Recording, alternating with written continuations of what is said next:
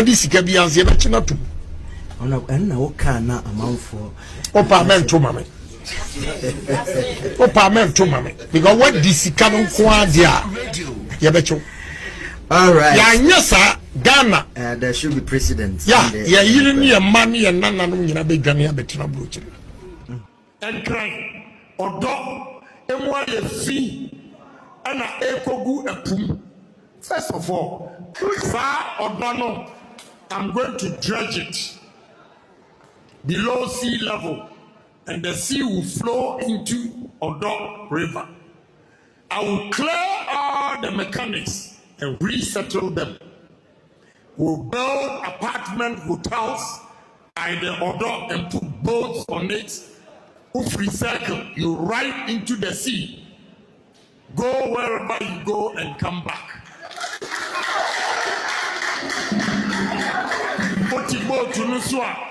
Otigbo Tunusua restaurant also live band allowed. Mama me bet. Men you have my mom who say yes. The first thing I'm going to do, Nana, is that I'm going to dredge on top all the way to the sea. Feet are forward, Bonkum, Ewan Nifa, very settled. We are going to build an apartment and put boats straight into the sea. Straight into the sea.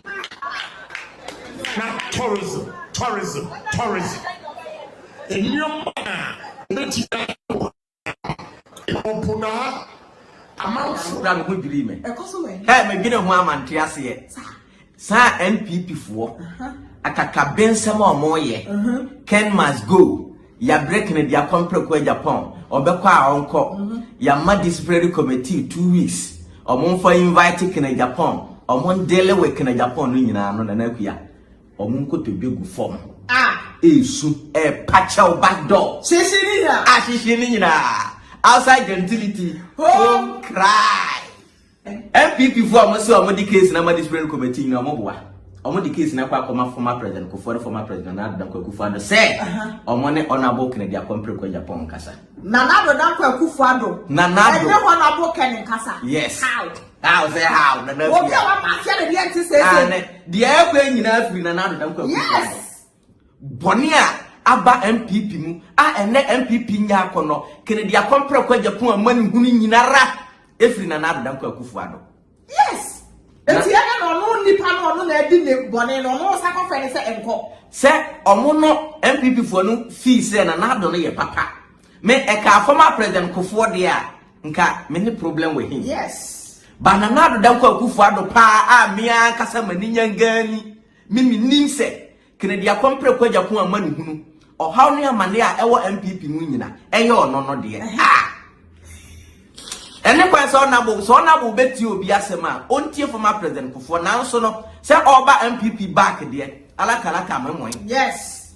Emu akwaba Family Greater 1 Studios aha ana Ghana nsem ni nyina ye de ebrewo midin ede nana Kedua Steven Champion Jay-Z ana afe kwajo ana afe video so aka ni nyina no wo mo ana bebo modern ede agugu so na ensem amede ebrewo no mepese mi wie pepepa mebie ya homa na atum na won so de wadwen kire ne so abadwumade we so firi se eye Ghana ne ye kekere o man ne ye kekere eye kabima min kabi e man na afa yenwura stories ni mu na ensemo a epie Ghana mountain so ni titiri na Nanado Danko Kufour eye former president Kufour ana afa hu abiem.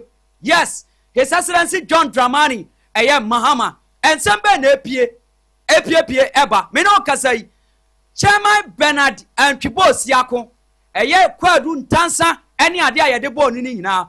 Chedian Ponyankopon, a yarduma, and Penifosi could not put those so then someone any idea in ano, or much less said, Yankopon, a yarduma, a year at China. A year July was made there toss me and Sano. Yes, I know Mode Chama to me, Ebe Jina Dakanim, none final judgment no, or Mode Abba, and one one seminal, Yabaka could be a home come. Me no Casas is Uko the base if wa akachimwa unim say the base ni say ekuo na kwa koye mienu ɛyɛ Agyako dia your friend the base Ghana first ana afei Dr. Otibo Nsuso deɛ ye the base movement Ghana first no se ekuo no mienu me na okasa yi enrada ana ɛyɛ Agyako aka Bidam ɛyɛ moving actor eba monten so bɛyɛ press conference sɛ ɔmonye ɛyɛ work bia ɛwɔ kurom ha work bia ni wa ɔmoyɛ ni kurom ha ɛnɛ adeɛ chi yi ɛyɛ Otibo Nsu Dr. Otibo Nsu founder and leader ɛyɛ movement ɛyɛ the base movement Ghana first ɔmo nso ayɛ press conference ya Dr. Otibo Nsu nankasa etimu bi na Nyankopɔn ɛyɛ adom a omutu opani bi a ɔmo si obedi the base no animu no sɛ opani no me no okasa yi ɔmo si walande na press conference na ase no ye reporter a okopie hɔ no ɔyɛ bɛma no a reporto walk no ɛbɛba so anase ɛma so ni nyinaa yɛde ni nyinaa ɛbɛbrɛw ɛnso ɛwɔ ha sei na me no okasa yi sɛ NPP foɔ ɛbɔ Kennedy akompra kwa Japan kwa du sɛ ɛyɛ wakɔka asɛm bi a ɛne kwa sɛ wɔka ɛyɛ Afal Military Hospital no ɛma NPP neck ɛfrɛ ne sɛ ɔmo ne bɛkasa na emom ɔmo de na awɔtwe mienu esi wɔn mo sɛ Kennedy akompra kwa Japan ɔmo de muayɛ ɛbɛbrɛ no sɛ NPP foɔ abɔ akyire ɛde Kennedy akompra kwa Japan akɔma former president Nana Addo Dankwa Kufuor any former president Kufuor sɛ ɔmo ne nkasa na abra ɔmo kasa ne mu no bibi asi ɛwɔ abra enkitahudie no ɛkɔ so no video no yɛde no so ɛbrɛw ɛnso ɛwɔ ha na watimi ahwɛ bi ɛnso ɛwɔ ha sei me no kasa yi abrantia baako a wɔno ne yɛ adwuma ɛwɔ ɛyɛ abroad obi man so na abrantia no ɛhwɛ fraud ɛyɛ ensu a ɛtɔyɛ ɛfa nipa bebre no ohwɛ bi ano ɔse bola ne apake ɛsensa ɛkwa ho saa no na wo beduru abrokyire ha bola no eniema yɛde yɛ okrom anum no atin sɛ yɛ mpanifo no ehu yɛ enti wonya video a wɔno ankasa ɛyɛ bi ɛde bola no generate ɛyɛ electricity no ɔmo saa de yɛ niema bebre fele form baabi atotototo sine ne ade no in fact it tells Ghana yɛ wade na yɛ nsomu yie no opani ne kyerɛ ne yawdi a wodie ɛwɔ bola niema yɛde yɛ na yɛ mpanifo ntimi yusu bola no ɛmfa nyɛ saa de no ɛyɛ ne yapa opani ne ɛkyerɛ na adwene ɛwɔ saa de no ho ɛhu video a wɔde bola ne generate a yine nyinaa ɛfeli a yine nyinaa no ɛno so ɛwɔ ha yɛde bɛbrɛ na me ne okasa yi Captain Kwadwo Smart ɛsɛ wɔno paa na nkatumi ɛwɔ ne nsɛm a anka Nana Addo Dankwa Kufuor anka wɔbɛgyeri no wɔbɛkye na bɛdi akyire na afei sisiri ablada pa ɔno so ɔbɛkye no ɛdeɛ ntina Captain Smart fakyɛ me ɔka saa asɛm no ɛno so ɛwɔ ha sei a yɛde ɛbɛma wɔ ha sei na me ne ɔkasa yi odiifoɔ bi ɛhyɛ nkɔm I think 3 years ago na ne nkɔm hyɛ no wɔka kasafidie bebree so ana ɔkɔkɔ hyɛ nkɔm no nkɔm hyɛ no wɔanyina faako kɔ kasafidie bebree so ɛna ɔkɔkɔ hyɛ nkɔm sɛ Nana Addo Dankwa Kufuor ansa na obedi Ghana so no wɔde National Cathedral ɛhyɛ onyame bɔ ɛno no onyame yɛ na pɛdeɛ ɛde ma no enti na no ensu ɛtɔ yei sɛ ensu na ɛtɔ yɛ no ɛyɛ National Cathedral na Nana Addo Dankwa Kufuor esie na wantimi ansi na Ghana fo no mu bi ɛne aban mu mpanifo no bi no ɔmo sere Nana Addo Dankwa Kufuor no ɛno ana nyame bu afu Ghana na sɛ mpanifo ɛntu ho anamo na kɔsoa na anamo a wɔa sɛ ɔmutu no ɔmo antu a ensu a ɛba ɛne die animu ba no ano ɔden firi sɛ onyankopɔn bu afu to the sense sɛ yɛ deceive onyankopɔn to the sense sɛ yɛde National Cathedral ane yɛ si ahye onyame nanimonyam Nana Addo Dankwa Kufuor yɛ sɛ osi National Cathedral ɛde yɛhyɛ nyankopɔn animonyam ɛna nyame gye penie ana ɔyɛ Nana Addo apɛdeɛ ɛde ma no na odifo na kyerɛ mu sɛ ɛwade a yɛsɛ His Excellency John Dramani Mahama ɛyɛ na sɛ wantu saa na mo ni sɛ pɛ die di animu ba no ɛdɔɔso bebre a atowra ntɛm a bɛsisi Ghana ha no ɛne ade sie nyinaa yɛpɛ baabi ɛde yɛtifa odifoɔ bɛyi ɛna ɛka saa asɛm no ɛyɛ Prophet Victor Yankson ɔno na ɛyɛ head pastor Divine Word of Grace Prayer Ministry ɔno ana ɔpani na asɛm a ɔde etu edwa ɛwɔ Ghana ha no enti wo kurom hanom a fa futuo kɔma John Dramani Mahama sɛ odifo bi ahye nkom 3 years ago nkom hye na wo hye no ensu yiri na abam ti ba bi adondroma ni ma gina ana frade ni ade ne nam wiem ni ade no eno ni nye solution because yet kroma ama yes excellency John Dramani Mahama ebe ka se na adoda nkwa Kufuor omoniema a enkoye ni ade nti ana ama nsuo tototo ni ade omutwitwa bo omhu bebre me no kasa sisi ayi wo se chairman sabonsu eye former eye majority eye leader eye former MP Swami opani ababonten se sesei emrahye bedwafie omo edomkuma ewo ho no omo ede ababeto nanim se wo ho no mo na wo ka asem na fa his excellency John Dramani Mahama ha ubehu se ye tretetetew ene ade saade na ekoso no wo bo obidin video no ewo ha no a mede be kirewo wo kaya eye po afoko ye yinadi na opani wo se abra wo de ne to eye chema wuntumi eye Ashanti regional chairman NPP ana America no wo kwa national chairman wo NPP po afoko enso ekwo eye national chairman ni bi ene mpanifu aka omodoso bebre na po afoko se abra wo be hye ne radio tour ni TV tour ase ewo omanmu me no kasa waba be piemu Ashanti region na ose abra wo ba Ashanti region no wo Kennedy akomprako Japan hono ene ne ekọ kasaye ese dwuma obedie enie ema Kennedy akomprako Japan eka asem de kire no na po afoko se ade ana na adoda nkwa Kufuor ye no eye ne ya nenso ode che na po afoko okọ Kennedy akomprako Japan enkomo ben ana oni ni die po afoko eba TV so ba bia oba be di se enkomo no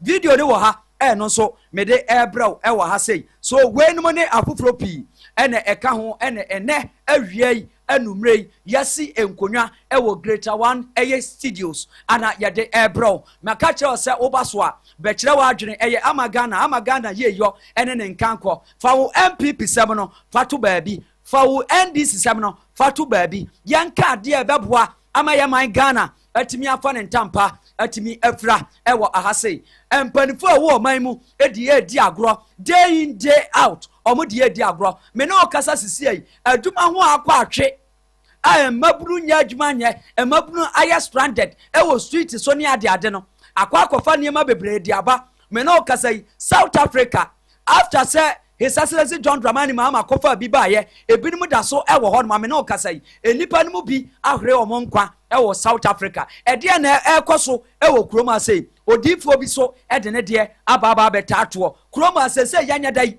yenko bonkum ana yenko nifa Ghana nsam ne soso edi se yansantrefoyi aye ka nokre de nokre de yanim se yebeka yenyina nsom enkwode obi sika na wabeka kire se kedua kase na kase ntime me kama adwene na komba bi asa wopa aframe opa amframe enti so be ya press so wonya press so be frame so mframe ade ne ba wadi bone I will tell you make kama adwena kire so ye wa ha say ye afam de say de be ya Ghana ebe fa ne ntampa atimi afra na ansa ne ye be ko sorry no say de medical aka kire no ene the base for aye press conference na press conference ya omo ye no omo aka asem bi asem na omo ka ye no ye nyina nkra ni muntutu nkra ne en o sa obi asa na wachia opa before ye be koso no mame kan kire o se mame ma wadwo emu akwa babiem emfamla greater one studios ma yemfa sidra chenchenche kase pa ema eye kwadwo nyemfa bi ma champion jezi sa so ana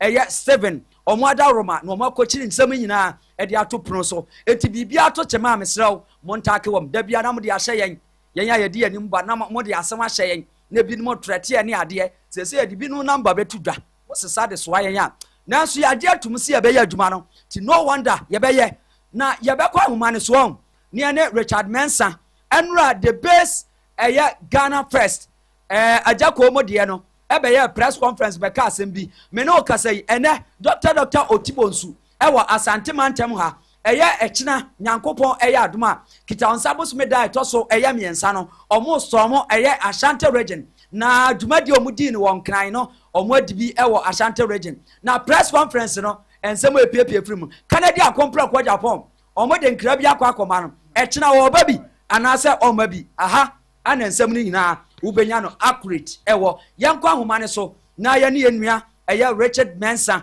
ono ane kopie mu abla press conference no ekoso no na yene Richard eni enkomo ewo eye yenduma die yi eso. Richard me pacho otemenka mado eba eye Greater One Studios na apombo ko de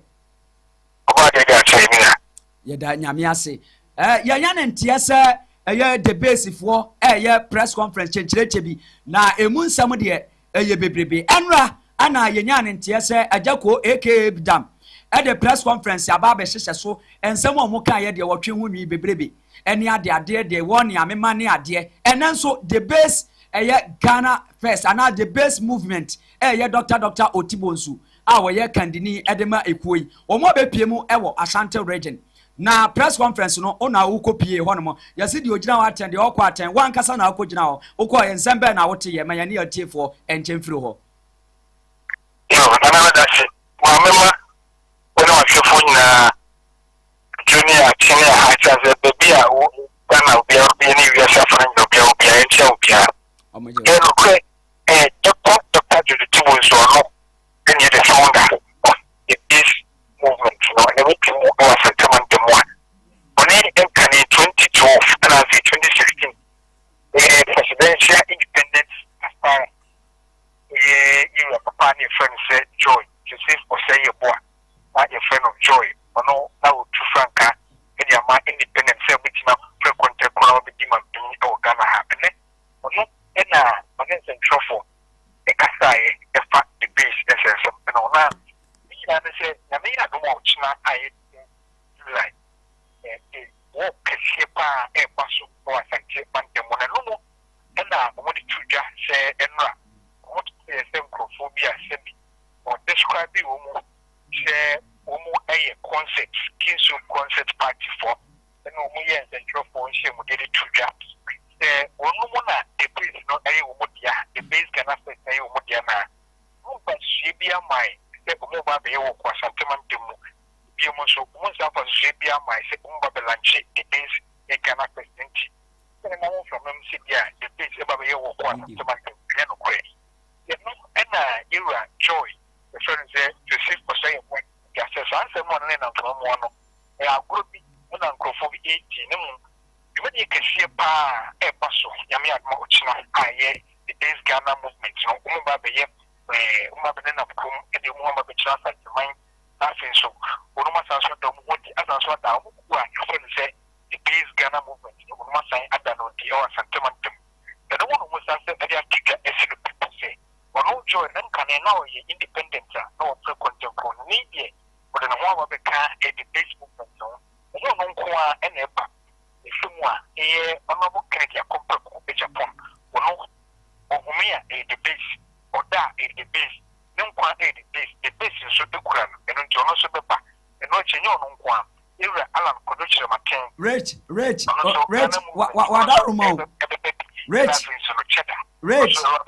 amoma formidable tipa emo din pa e dia fishi e NPP NDC e wo mai Ghana na no so to that to say the country the base movement na any political party emo a movement and the movement na say na omo ba be mu political party no na omo ba kan ya kompe ko Japan e ba be tie mo no e no tinye the base no political party no e movement da omo asase a omo e form but also dia tuja omo ku na omo ba be tie no ana se omo political party no ba be tie no movement no ana se the base movement no na e be wo no omo e ba be wo sa political party no omo ni so ali ku no se ana se omo jide ni se omo no de se omo pese ye do dia by force any wo ho anu ma be cho you show your potential na be timi el ti o my Ghana e de fo na be ba be cho ti chiwa na ya kidnap you 7 days asanye you e do ba be che you ya na se o e de ba be dia e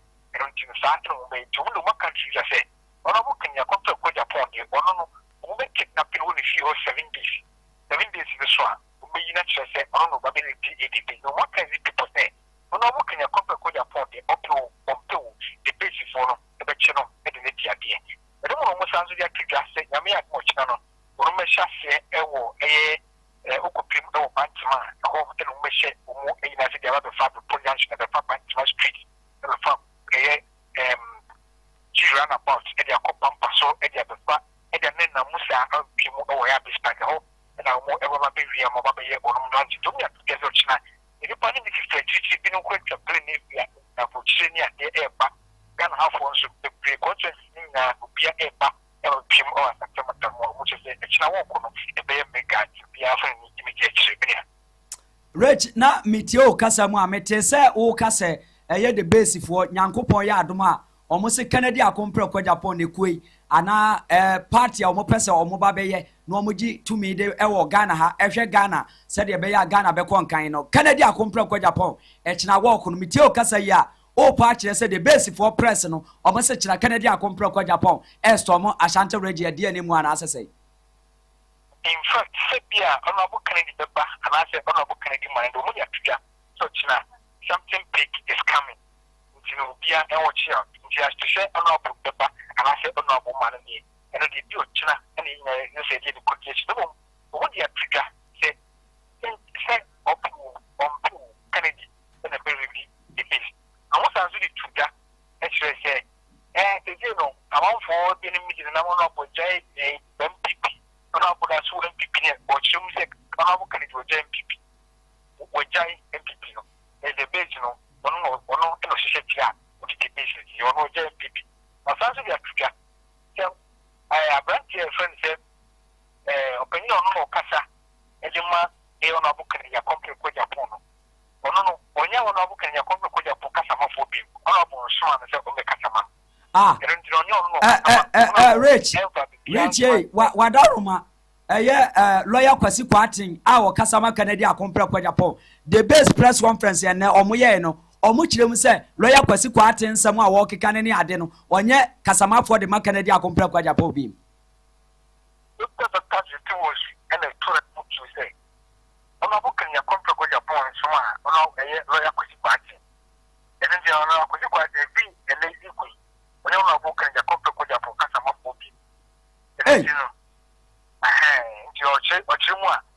When you are booking your company for Japan, you have to do it. And almost also at the actual at there and to German you put there. So we have never known Muka. Almost like when I book in your company for Japan. To me, we have never not practice Mukuria. Almost like when I book in your company for Japan. The one to me, I can't on a book a company for Japan, so I'm feeling to put there.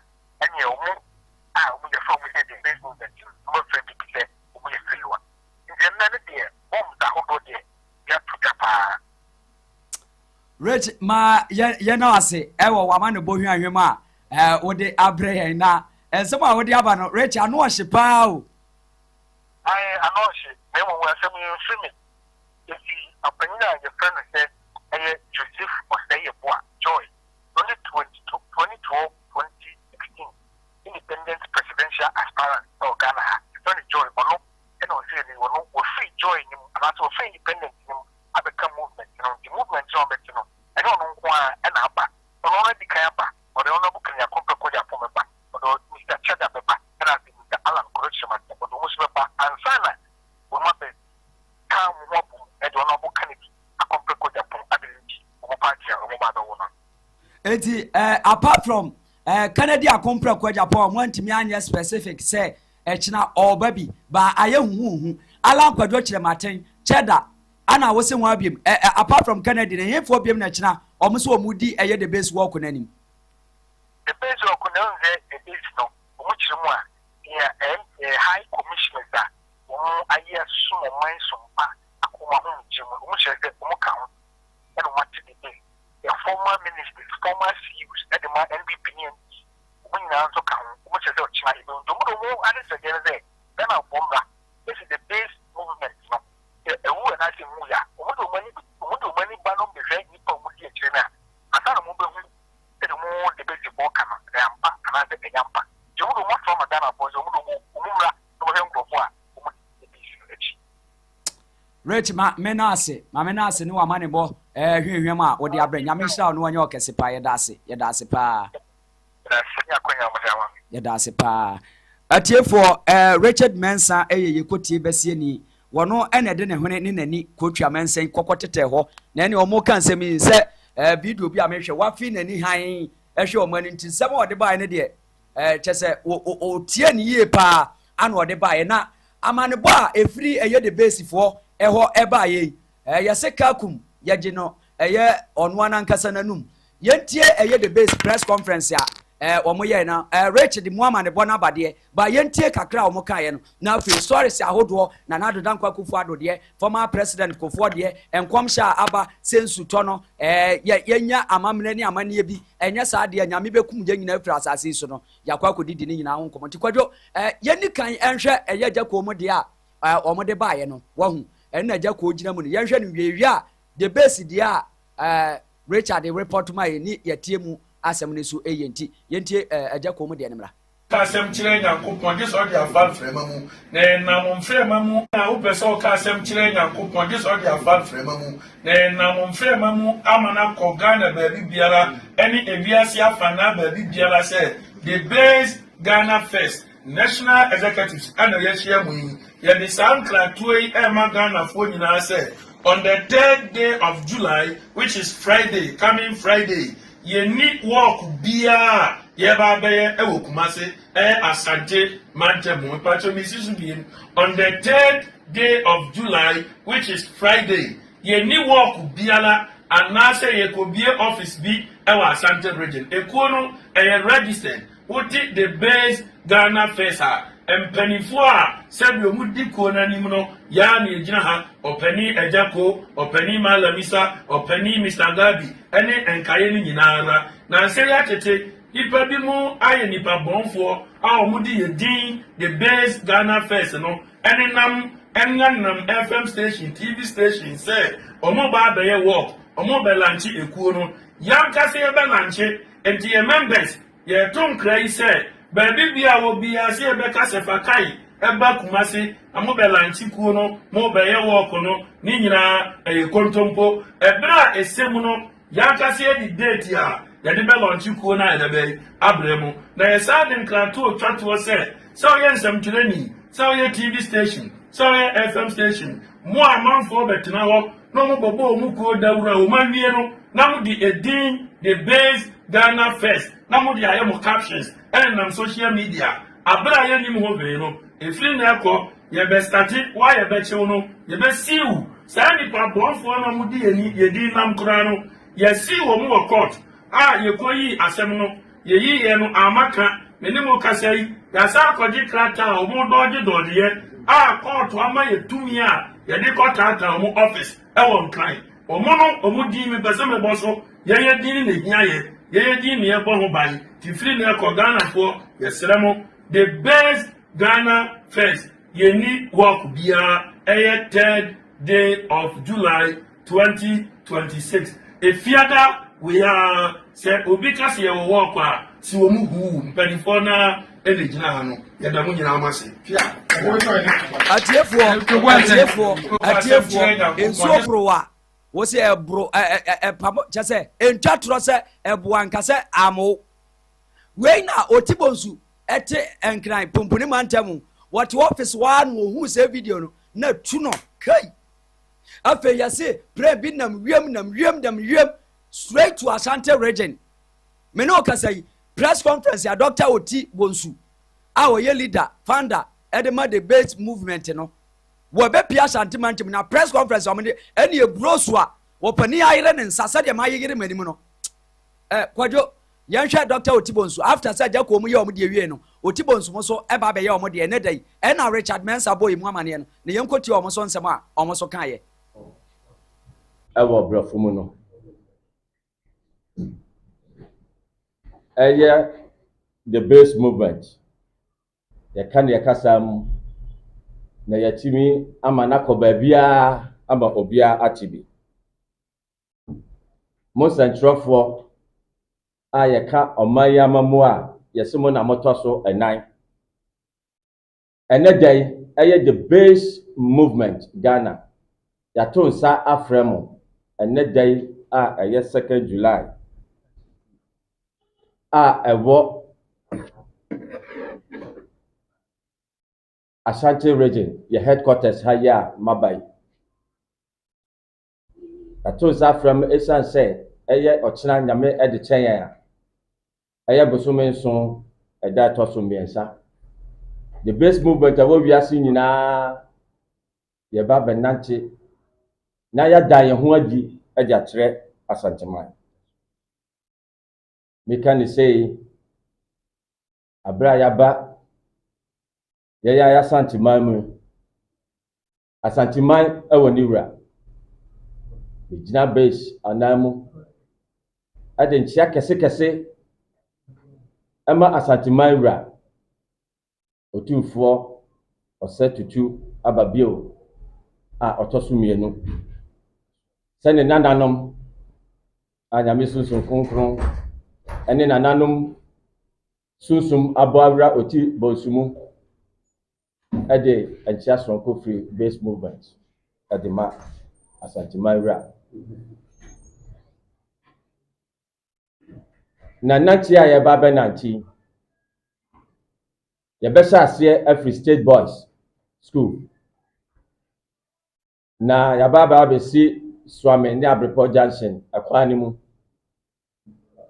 na ya dani ya ho bankun so akwakofa bantuma street kase animu ni ya baba be si G runabout ni ya boy mu ase akofa cultural center ho ni atia ni faso akofa pampaso e de pampaso ani akọ prisons runabout ye fi prisons runabout ani ya sane form ni baba fa hello fm animu hono ye free on ma ne ya nanche akọ otumfo runabout edu ye free otumfo runabout a ni amaye mu so ni de ekọ Dr. Mensa edu Dr. Mensa na ya chia ye ho na ye nyina ya ba bewie ye nanche no ewo Kunadu Yadom Park Astrotef Park ewo Mensia South Hanoma ya regional office ewo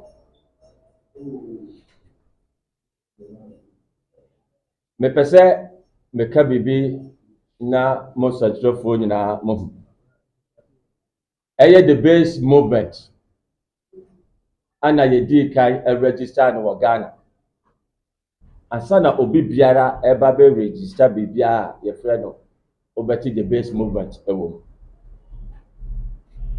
enti ye ne di kai register ewo Ghana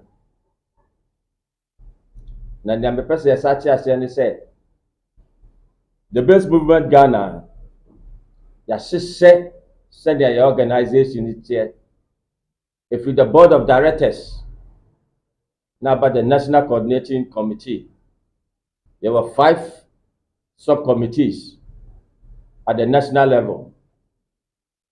There were the same 5 committees our regional and then at the constituency level I did govern the base and it's well structured.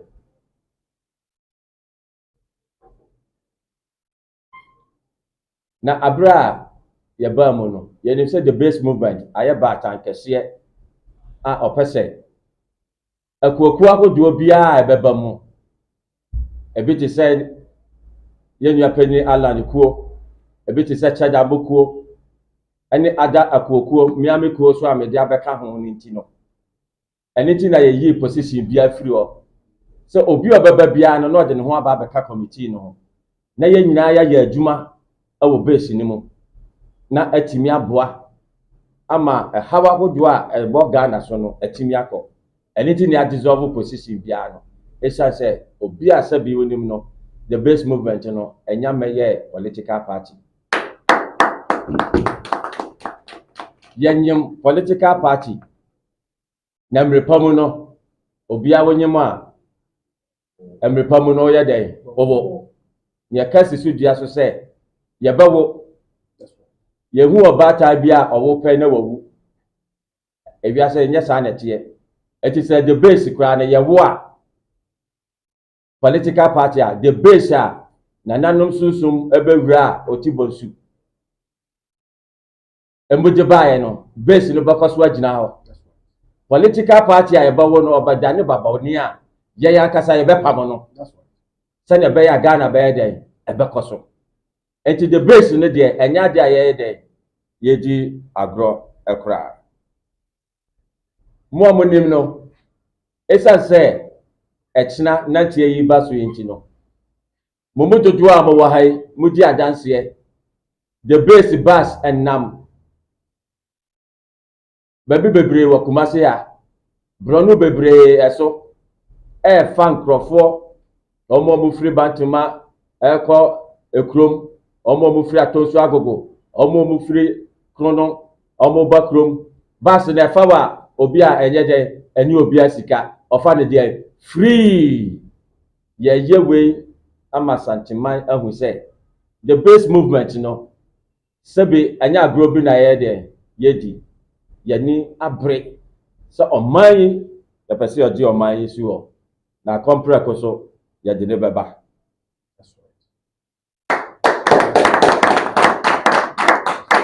Ofia mi amejina ofia Dr. Tibonsu me Jacob Osayeboa mejina 2012 independent presidential candidate samre no na Ghana for in some America no monte ba samre aye je akompre ko ba no ewo bro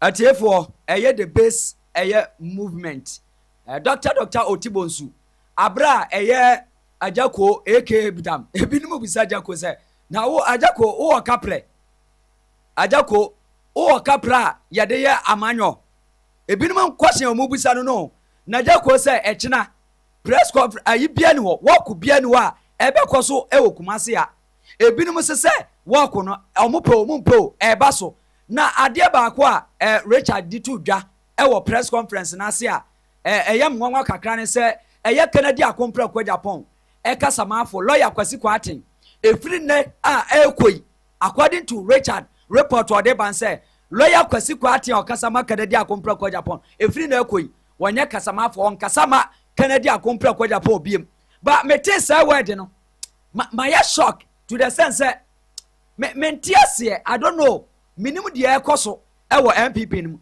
ye for the base de ne nto no mai say yahu Saja komo press conference omo beyeye esach na walk bi amaso no Dr. Otibonsu said the base movement there nyankopon ya admo a omo ye walk kese e wasantema ntem a abie eye omo ankasa office ya no said the beya wo wiase ba bia na obepiem e wasantema mu ase ya ubehu se the base no wo mo ani abre omo abie bia no e wa Accra ana omo abie bi so e wo asantema ntem ha na ekina de omo keka cheda eba alan kwadwo kirematen eba independent candidates awodo a watete omudi ni nyina omuso omu nyina aba on board aba a omudi omu achitai ebeta the base na chi enti 2028 ne de enye jokes ana omoye me no kasa sisi atie we ana shoke me no we na nkrofo bebre eka no ablantie yi se tamu anana na adoda nkwa Kufuor ado ene omampani dada akofo edi nkomo no wono woti nkomo no bi anam say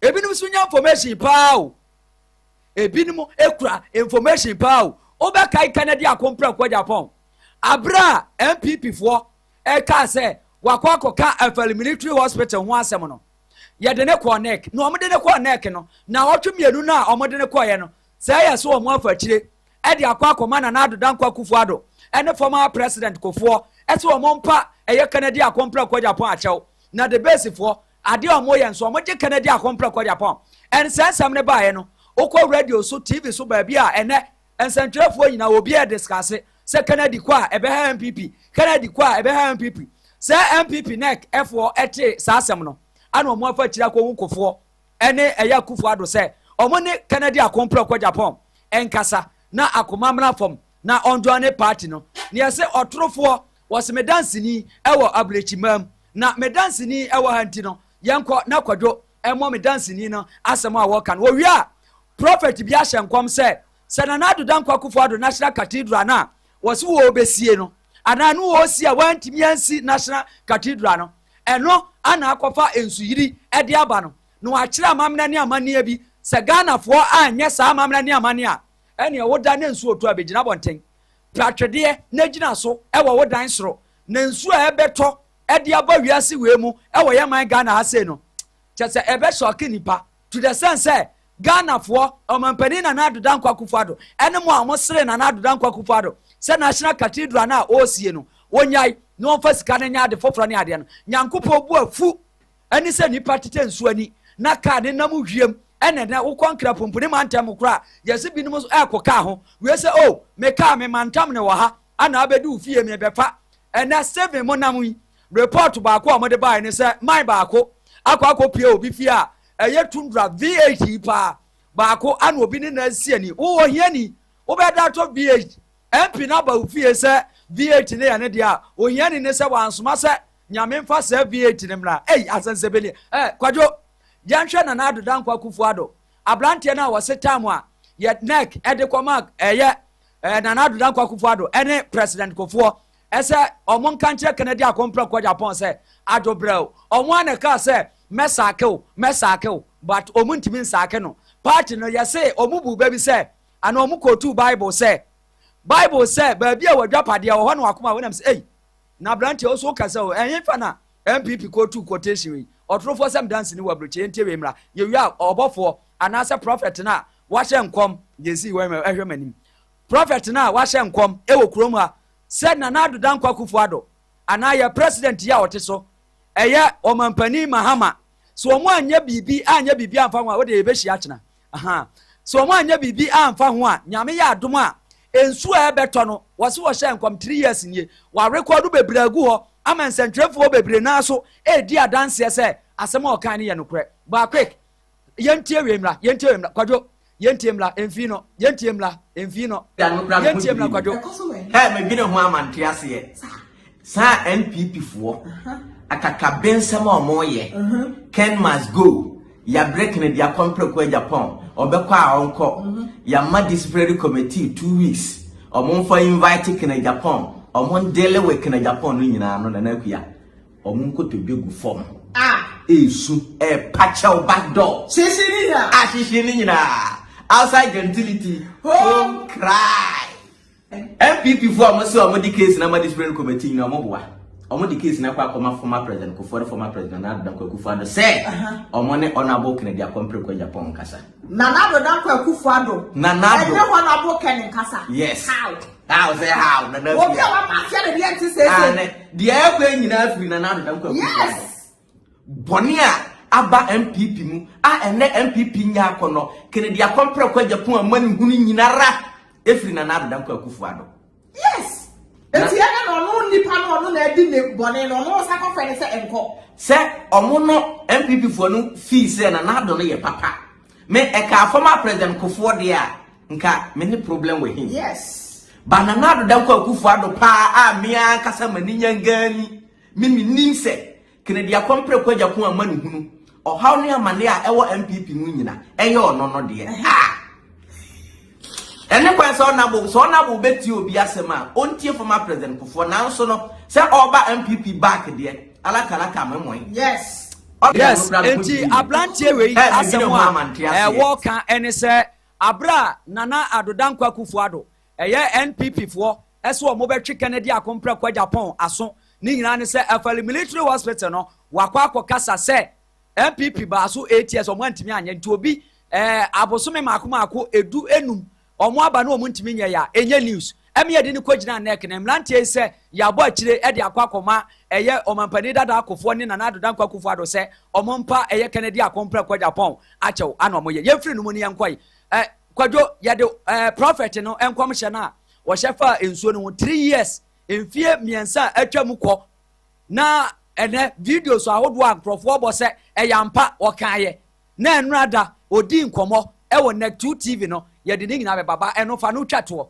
wonim Captain Smart ewo kurom ha na Captain Smart asema a wo kan nyina ne se so ono wo tumi pa anka 10 years na omampani be wedi so no adi ne bone waye niam anya yesi ye chi no edi ni tu mu ye bona chi ma edi ni tu wo prison no anka yesen kasa adi ye yifro no wo tumi pa ko obi te sana na adoda nkwa Kufuor ana afei Dr. Laji Mahmoud Baumia eye vice president sisi a wodi animu se 2028 wakoji tumi e de ama MPP fo no wono ana afesi siria eye dapa eye former ede ahunidie wono ana no wodi animu menka na yikura na ye de se de be ya obehu ni ye ahunidie enyina na Captain Smart asema no woka nyina no opese wo kire sei yenko na producer yentie Captain Smart de ne mra ye wi a afei na power focus e okwo Kennedy ho ekoje nkra efri ne ho a wɔde brɛ Ghanafoɔ no so ne akɔ akɔtie yɛtie Captain Smart Mla. hwɛ sɛ mewɔ tumi bi a mafia kɛnnɛ me yɛakye nanado. I'm being honest. Sɛ mewɔ tumi bi a wɔho anka sɛ yɛse constitution ne se obi di ma mpani a ɛna odi ma mpani a na ɔkɔ na wadi awie no agye mfie num agye mfie du. No, the constitution is not a fetish. Sɛ mewɔ tumi bi a kɛnnɛ mama yɛakye Akufo-Addo. Sɛ mewɔ tumi bi a kɛ number 2 ɛnnɛ mama yɛakye Bawumia. Number 3 anka baabi a Cecilia Dapawo bia me kwa hwere me yache no ka meche Patrick Boama ka ho me ka Patrick Boama obi a yedi obi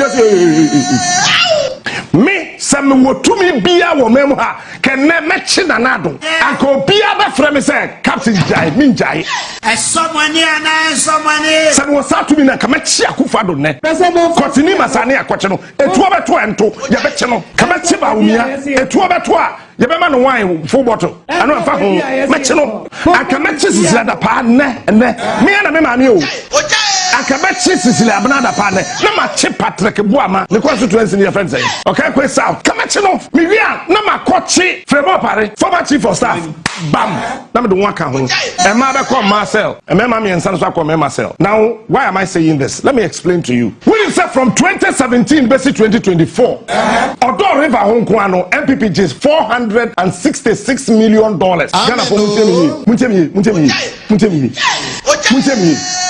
please listen to me and listen well, and I'll give you evidence. Me pentro. I am enzima kohisem.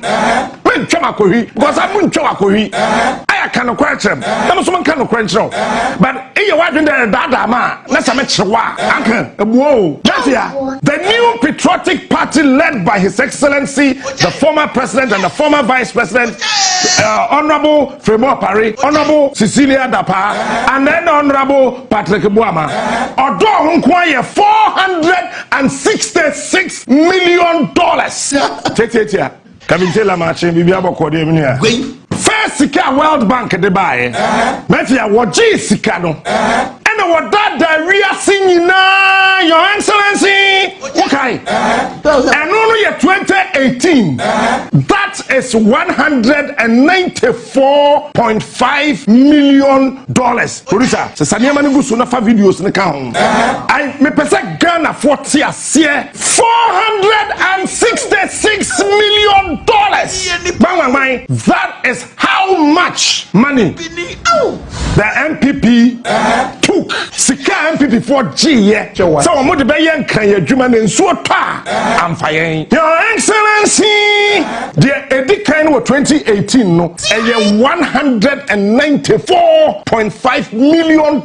Abraham, almost say, Adam, almost say, Odono, almost secondary school, Odosek. That's number 1. That is out of the $194.5 million. The answer, my own for sending messages about Patrick Boama, Captain Claire Patrick Boama. It is not about clearing him. No, a deputy minister. Our ministry, and ministry, the point is that the answer is no. The Bible. When the head minister, Cecilia Dapa, when the head deputy, Patrick Boama, be anami bra penny Patrick Boama, cap presse, and what because on Akufo-Addo on pen asem dada. But when the deputy minister, it's in yes, sir, where this guy, no, but the banning penny for our year, Joe ministry, we penny power on the year today. Just a father. No, it's me. I bet you, sir. Your Excellency, blessed God's been smart. I did wait. National security releasing. Yeah, releasing. Maybe your president in net. Many why do you say when the president are quite enough? The constitution is who did some phone cry. Yenjawa and Fiedu. Fiedu name wua. You bet you. When you have with the $194.5 million okay, with the producer of first video, no one minister. Bro, the Kufour administration, the government committed $450 million towards flood control program. Interventions of the Kufour administration, the government committed $450 million. When you are pronouncing Abraham, Mebwana, Metadro, oh you are producer, confirm Your Excellency, bra. Economy was flood control program. Many of these interventions were just and some so kurom ano ano odin ye pa ba ne nyina mu no ye wi a me so beka ma adwene wɔ ha but before ye bɛkɔ prophet ni di ne kura de say Prophet Victor Jansen, head pastor Divine Word of Grace Prayer Ministry opani prophecy ene dia beto abonten say onyankopɔn adom na odom yen na say his excellency president ya wotiso yi Mahama editum na oye amamna ne amane dia ene bibia ne we besi na ne nkom a wahya to 3 years ensentwefo di ho adanse say ampa 3 years atwamu no obeka asasem ne to wono say se national cathedral no omo antimi ansi a ade anyame de beye Ghana fo no ehon popoye ena eba no wosa hye enkom ne biam say wo hye enkom no okase de ebesisi no eno ntina John Dramani Mahama eniema bia yese wo ye wantimi anye no eno efiri wono mana eye alukota ekohwe eye ayekodi dwuma ama Ghana ewo eye oboase ekonya accident ene ensam de sofu ya buru bi so na before ya beko sofu ne de no onkwadwo yanko eye Paul Afoko ye suspended ne wo NPP party ni mu na enei wada so giram sabelaba ewo NPP ni wo se mempa ba gina pinti mempa ba gina pinti wo kristoni ene ma sorry na ba opani se nyankopo obewu de mayen ode embo na echeyen wode obi abo na echeyen yembo ni nti na obewu asemianso enti ono wote na num tuo se na nadu dan kwa Kufuor wode oboni achaw ehwo anam si ada na nadu dan kwa Kufuor anya national cathedral nan kwa Paul Afoko se wode Kufuor boni ache no na semba kwa oka ye shock nkrofo ne se wo firi nkra pomponi mantemo eba sante mantemo ha ne radio to a obekọ no okwo Kennedy akompra kwa Japan ho edi nsem bi ekokoto nanim se nyankopọ ya adom no onya tumi na eno producer otrofo se ne dance ni wa brochimam yentie no mra yewia yakodifo ya asem yi.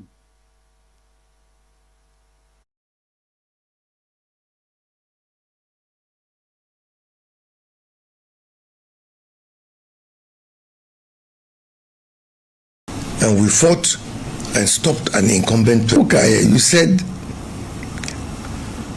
it's not going to be easy. Yeah. It's worse than 2014, even though now you're opposition 2014. And I mean, this our plan to buy.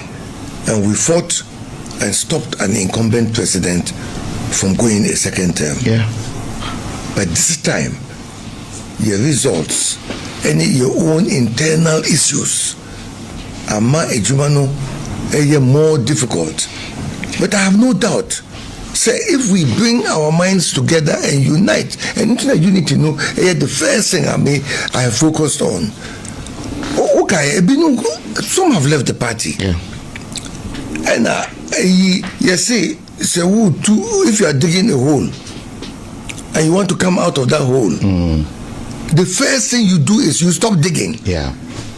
It is and we are threatening to sack people from the party. We are digging the hole more. We are not coming out. With the Weber party, say, I'm not in management of the party, but the decisions is in the hands of the management today. They should calm down. Let's stop digging the hole. Disunity, we are not pushing people away. Me say, someone said last week, one called National Council said petition Biaba said they should disqualify me, maybe contest it, which is the same thing they tried to do to me in 2014. Say me Makoda president and they say Interpol had to come in. Interpol call Omukochini the Bia America Europe and after 6 weeks I meeting here 1 year campaign. They came back and said Afoko is clean. I haven't done anything wrong anywhere. This time so their petitions Biaba. Last Thursday, the National Council, the second highest decision-making body of the party. But thank God, National Council. Yes, thank God, National Council threw it out. Yen to me, yes, say and expect to see power. We have to reunite all, and we have to forget our emotions. Yes, that should go. And not me spending time about Asanchemai and the way you receive everybody and how NPP is spread all over the country. We don't know each other, but we are still fighting the same agenda. I am saying that it is time to stop digging the hole. Let's turn around and hold each other's hands. Let's say we are working towards an agenda. I don't have to be your lover. I don't have to be your friend. Say, Juma, we are. If I choose to go with him to go and sit somewhere and get some small fufu or tunzafi and eat and talk, yes, I didn't choose to go with you. But still, you're one party. And I said, we are in trouble because Usha, NDC have always said, want to mean 30% of Asantemai. Then they've won the elections. Any time, any day. They've won the elections. Any election that they'll get 30%. Look at what happened. They are gone. From 3 seats, they've gone to 7. Maybe for independent to say it's 8. 7, more than double. In Asantemai. Miami region, 0. Now, Kufour time, 4 seats. We've come down to 0. Upper West, 6 seats, down to 0. It's just too bad. When you say Bantama, you say Bantama, would the Aponchenko Bantama, now with the NPP shed Chenua, you beat the NDC. Upa Esemwa, yes, we are Bantama Yendi. We have lost Yendi. We've lost Yendi. A crisis, and to Missy Wadi, mean to me, Nafie. We have to work. Forget Adia Omdi Yebe. Forget it. And not let's build our bridges into the future. Let's not build bridges into the past and therefore create walls and barriers between us, amongst us. Whatever you said to me, whatever you've done to me, you hold no grudges. No more. Echo, it's gone. My heart is clean. No beer, any problem. No.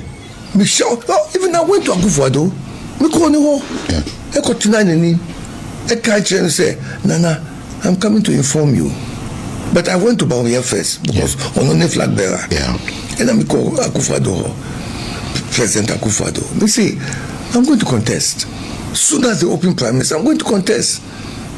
And Obisa will say, but why are you telling me? I said, why shouldn't I tell you? I have to show you respect. Also because I've heard it on TV, radio. I said, Mr. President, wait here. I cannot disrespect you by letting you hear it on air. I want to tell you directly. After that, maybe say, do you have any advice for me? And I'll say, who name said, but what advice you have? I'll say, the only thing I can tell you is that if the party picks you, I will work with you. And I said, thank you, sir. And I left. And I went to Prez Kufour. As for Kufour, when I started telling him, say, party, it's not looking good, things are bad, or say, Paul. I said, and I'm saying, the intention is to contest. Or say, hey, over to me here. Are you ready? I say, yes, sir, I'm ready. Or say, go, you have my blessing. And I'm done, I say, I have been, because Kennedy. Yeah. Because I want to unite this party. And me can't chair no. Me say Kennedy. My bow said me be can't chair. Say I'm going to contest, and when I win, I'm coming to ask you to come back and work strongly for the party because baby, you are no longer active. And please, me ba na me no wakasa. And then he said to me, hey, senior, that's why he called me. He said, senior, who can contest me? Say, I. And yako, who win abla na yankasa. And for me, that was good because he didn't shut the door. He didn't say me the mean yejumabio. And so when I heard that the same day I almost called National Council say, when we I hear petition against me, me say. They even prepared placards and they demonstrations say Pam Kennedy. How? And some people displayed it. And we are digging the hole. You are in a hole, you want to come out, you are digging it. The late Professor Buzia Prime Minister of Ghana. Onu ne can say, and of your Asante Maya, someone didn't know. And those days, Asante region was one. So Brong and Hafu and all that was part of Asante region. There was one region before Umbe Chemu to Brong and Hafu and then Asante. And his seat was here in Kumasi. He said that the beauty of democracy is to allow even one person to have a dissenting view. Even the person must have the right to hold that view and to disagree within that group. Within the group, not to expel. Intimacy party for let's tone down this thing. Remember my don't make my 3 hours difficult because I want everybody on board. That's why I went out because I've talked to everybody. We need to unite the party. Media before everything is gone. Okay, Katie, I thank you for this opportunity. And above all, because me say since 2015 when we suspended me from party, I have stayed very quiet. Very. Now, baby, a party doing, even in your own introduction, your crisis. We're in an emergency.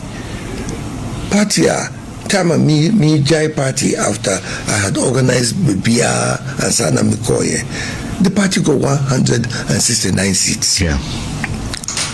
And then you cover power with all the resources at our disposal. And we dropped to 137. In fact, I can say for me now MPR,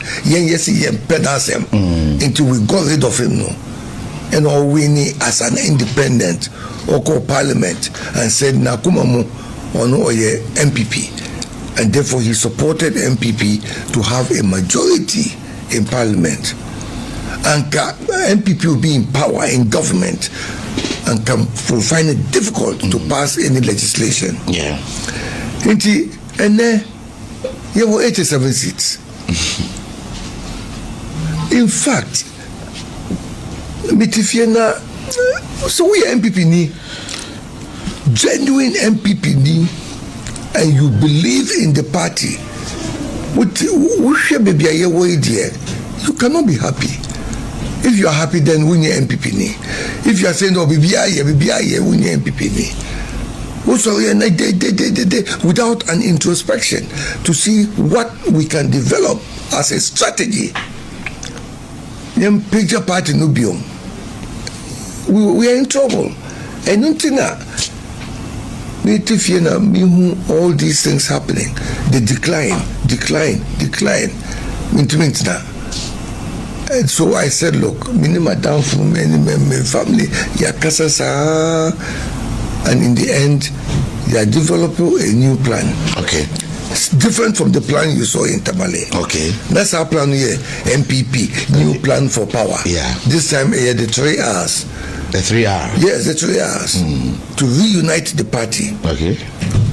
To rebuild the party's structures. Okay. And then to recapture power.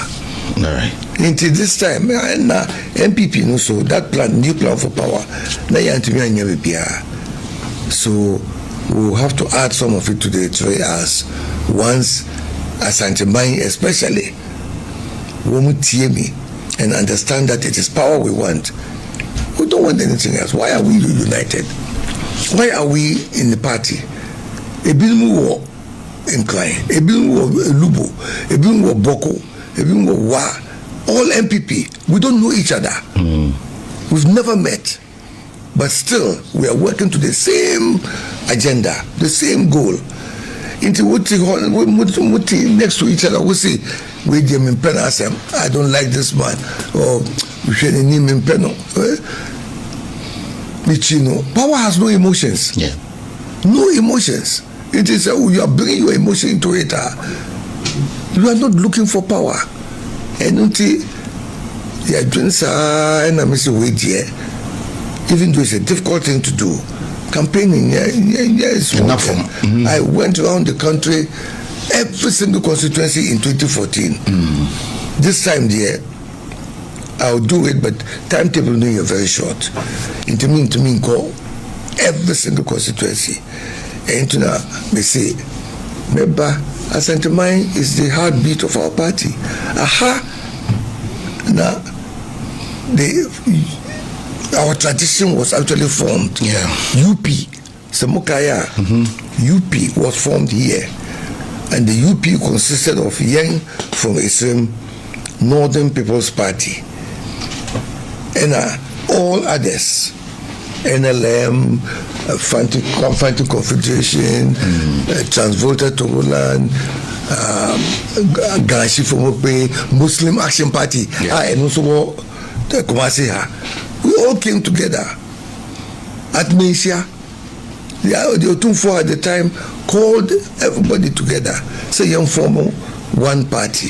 So we are in one party. Our tradition is such that we have to work together. And say we have to reunite. That's the first thing in the 3 hours. Reunite. Say yes, sir, we are going nowhere. And as Asantemain, so you people have proved. Yes, therefore. Eya opani baako NPP guru kesiya baako pa wo NPP mu ana wayiniti no oteye ebobo mpanifo din wakona na adodan kwa Kufuor ado ho former president Kufuor no mo wakọ Kennedy akompra kwa Japan ho akokọ mpanifo yeso wokọ mo nyina akwadwo mo wod mo nhira Paul Afokoyi presse obeye dwamtrani ewo NPP amanyokuo ni mu ede amomo na omode akokon no 2028 wo huni se NPP mu de ekoso wo mu nyina enya de a ebu ama NPP afa ne ntampa efra eno ano wote akire na wosidabi nunum upusu nunum ana atene kankan obepusu no ono so opusu nyanka obeye adwuma pa eno ano de na probo abepia Asantemantem wa no ma woko eba no na before prophet the producer ya no atwekwachi because eno ewa me pesa no ye di twato na afei ya bie atumu na obetimi afre de abaso no ntina ye yesa na yanko wonim se abra ensuo no eto no na abrantie baako a onye nadbo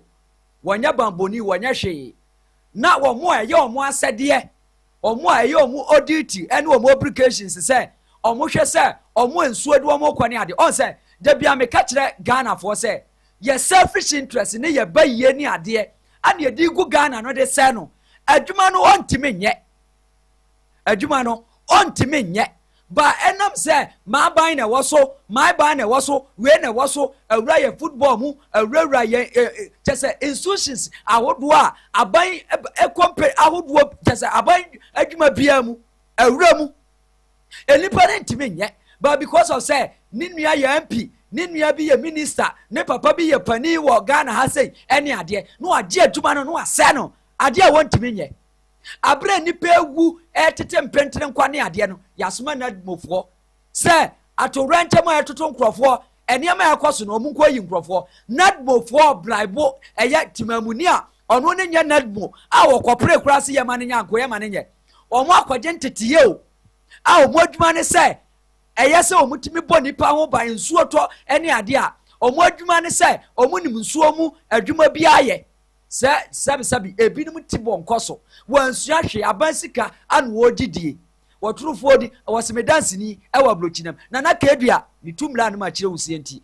yankohwa blantie na omuka sika debre 2000 edema no na sabi ebinum omotoye na nadmofo gina ho ni atwa sika de amani na Ghana de minim sabi se ye jimio se ye deyo enipa obetumi aye adwuma no yemfa no no aye stranded nenam ni afama mi odende ya papa odende ba na duane ne niema ni aduane ka eka huru onfa ne hunsi wo ewuye police mu ewuye soja mu ya security ni nyina ewom adwuma no wontime nye na su tibonkoso wakoje no ose niema yanhwe abra ensuo ne eto no na abrante a wo atwa sika de ama ne se na mofo ejina ho ana omo no akoje sika wa ban ne ho ana omo twa sika ama timamuni a wono no onkoje ntitie bia so onko nti abrante ai esibu ana nko no sunsuo ne fa no obi a woni ntitie bia na nke ye ne dai na nadmofo mo aye tuamka eye madwuma no mo musuo se mbesi nsuo no Ghana bompa de oman we die nyame ahu ya mobo a oman na wo kasa bia na wo chenchem wo bewie na wakoma kura ate because wakoma wo Ghana ne ho a o kasa chese wanhwe ye obi beka se udi atem eso Ghana no do Ghana na o kasa na bibimpo ayewo eye de pa na nsu ato na to ranche mu aboafo a mo boa ba bia no munnim adwuma etitimamuni a wono no enye ntetie bia woni bibia fa ho no anu mabɔ ne pa anu matua sika de ama no what a useless yi ani ye wo institution bana sabi ye wo mu okrom asa no na kwadwo yanhwemra ye hwehwe a na abrochire yambola abobo ya excellency John Dramani Mahama baaye no wababa betwa eye zumi layo mu e de amema eye MMDC fo ene ade de sika kwa kopi omso adwuma abobo ya na omo atoto na nenam promo anum ane omo twe bola ne ade bola obi man so hwene ma omo di generate bakwadwo yanhwa blantie ne ede ne mra sisi ye ba ne ade abrochire de na twate fo mo fa ncham se sofo na wa hye nkom se ya anya bibia mfa ho a Nana Adudankwa Kufuor Cathedral no se Nana Adudankwa Kufuor ne Cathedral ene President John Dramani Mahama wansade yeso omoye omo anya sa asade ani video a etwa mu emfie miensa ene all revival all Kenya se video ni se na woda so gina ba bi ogina se empanifo anya bibi anya sa de etoye nyame bu afu ye papa kwadwo yenhwe se video no enwie na ye wia on ya behwe sofo ne de ne de atwa to na afi ya bie yen line no e de atum wa dwumadie nsema yaka ne nyina no wo bibia obeka no waka kwadwo yenhwe mra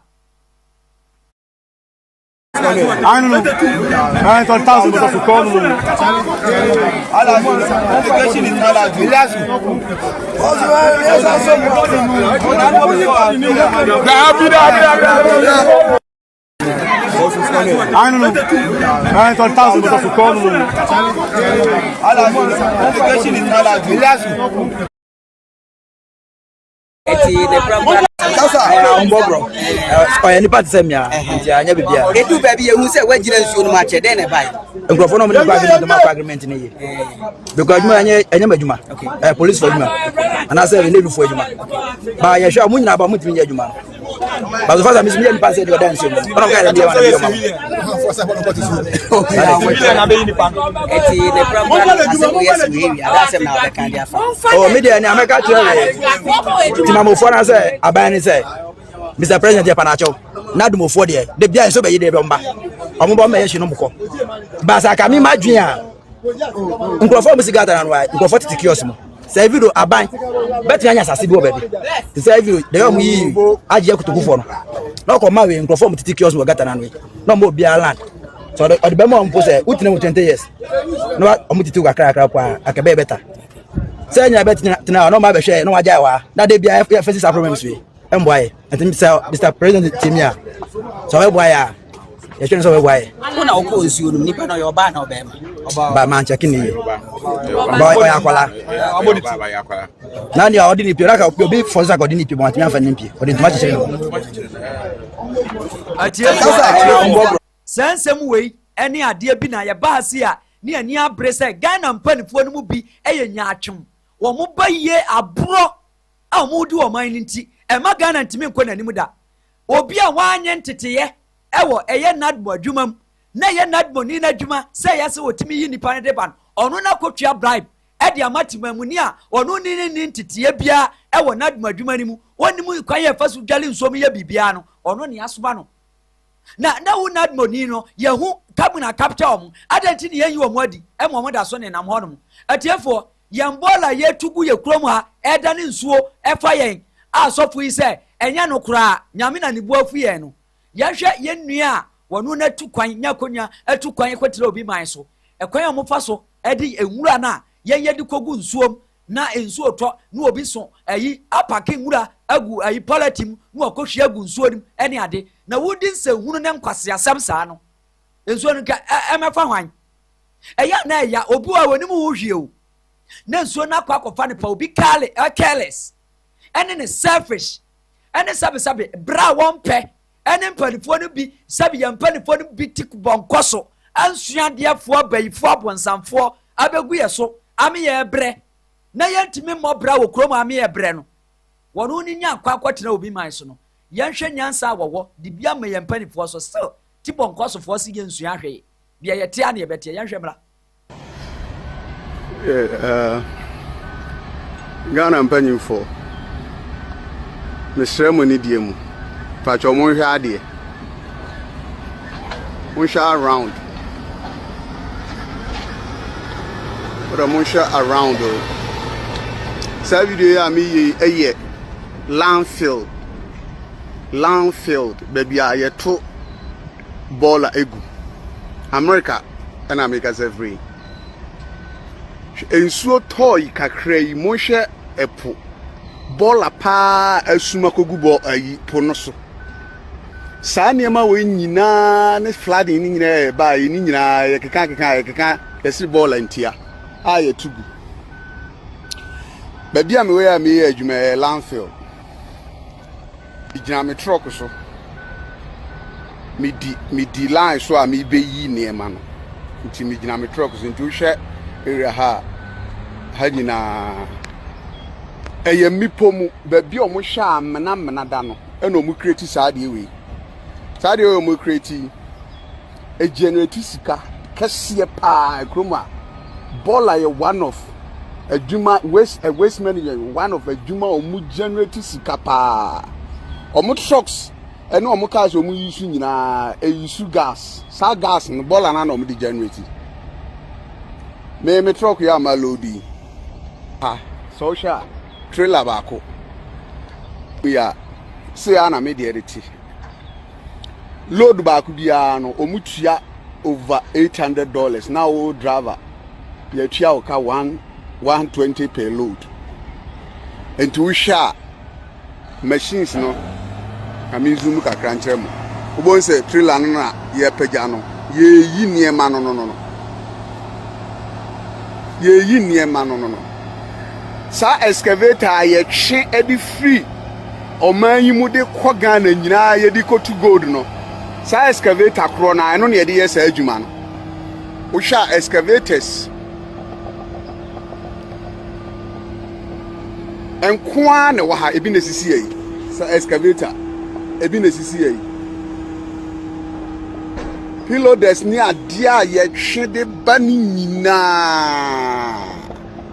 eya adwuma we eno mo de enso ye de ye nya ho twe de ba Ghana e de be galamsey wa bra bola bu ye so a ye ntimi enhunu ekwan bia ye de bola be fa so a bola nso generate sika kese enti da ben mutu kwan eba America na se abruchira enti mu hu sa niema we nyina mo ba enti mu hu sa niema we nyina ana se mu business meetings na ya mo ba enti ya mu musa kwan a Africans ye be fa so a ye betimi ajanwe sisika e wo niema bi a emfata ho chese bola na eguo na ekuyen no eno na ha no e sika kese pa o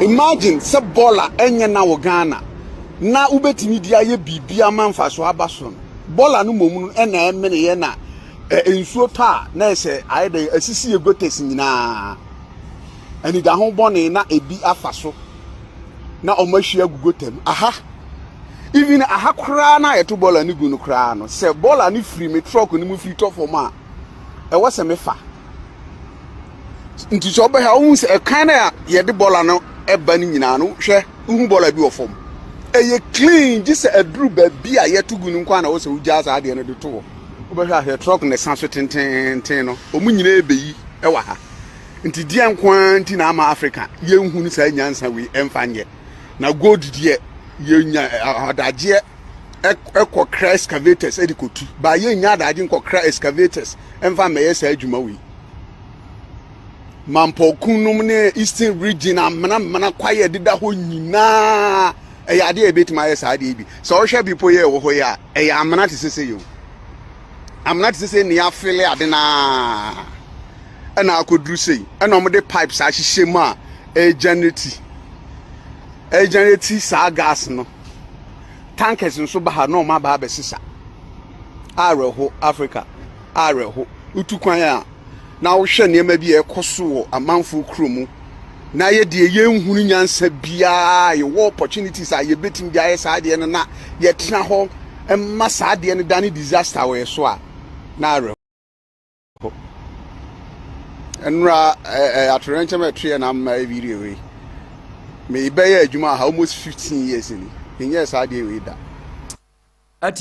atiefo yese bibia nkoka papa enye gire de papa yi atorankyɛm a ɛto Ghana fo ma nipa bebree ewu wɔ kurom a no sasabe yɛ mpanifo mfa yɛ ho ntie ewu sɛ nkotrɛ ewu kurom a ma yɛ bom kyɛsɛ unhu deɛ kyɛsɛ wɔn kampo ana opani wa yɛ adwuma ɛwɔ America 16 good years ɔmfa camera nsi ne so ba ɛyɛ na awerɛho si yɛ mpanifo wo kyerɛ ɔmo nyansa bia ɔmo so ɔmo nim nyansa ɛwɔ wiase nyinaa ɛso sabe binom mfa nsoso wa wo de bɛsoso before yɛ bɛkɔ na ɔsɔfoɔ prophet ne din ne kura de sɛ Prophet Victor Youngson, head pastor, Divine Word of Grace Prayer Ministry. Opani ana okachire na Nana Dankwa Kufuor and the current president, His Excellency John Dramani Mahama say National Cathedral na Nana Dankwa Kufuor na OC no.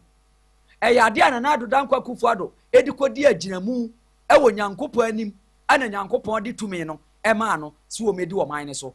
Abra Nana Dankwa Kufuor ebesi National Cathedral no di asobo opom Ghana for da pom twetwetwe me ka kirew yese osofo eye Youngson se menka nkire obi bia wo sere Nana Dankwa Kufuor ewo National Cathedral no honen se due to the sense de eba no enye yize ensuo ne beto na kase pa ne de ebesisi ne de this is His Excellency John Dramani Mahama na nkasa wotimi ni hia nyame makwan ma ne timi ni hia ene ne ka amamra ne amane bia wonye me ka amamra ne amane nyame mu amamra ne amane woyi apaye wo nyame mu de niema hyehye ne eyeye niema ansa ne anyafa hudi anye sa ne nkom bia wahyade ato 3 years ya atwa mu no se nkom hye no ana ahyase a eba mu no na we kura de eye comedies ana nyame ye no na de eba no ano su yie papa na before ye betie osofo na yima menkenka comment a wo de aba no we was there